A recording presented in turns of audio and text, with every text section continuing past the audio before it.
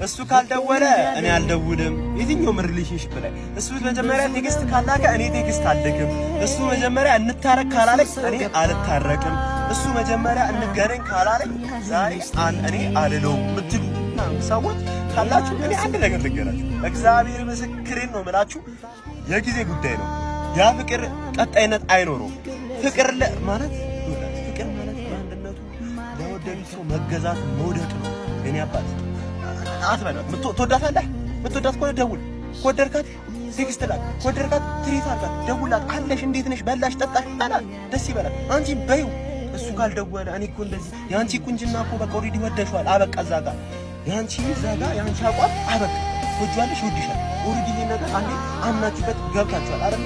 እና ምላችሁ ፈልጌ ነው የምሬ ነው ማለት በቃ ፍቅር ደስ የሚለው ነገር ማለት ነው ለአንዱ መኖር ነው አይደል? በቃ ተገዛዙ፣ ውደቂለት፣ ተገዢለት፣ ተገዛላት። እግዚአብሔር ምስክሬ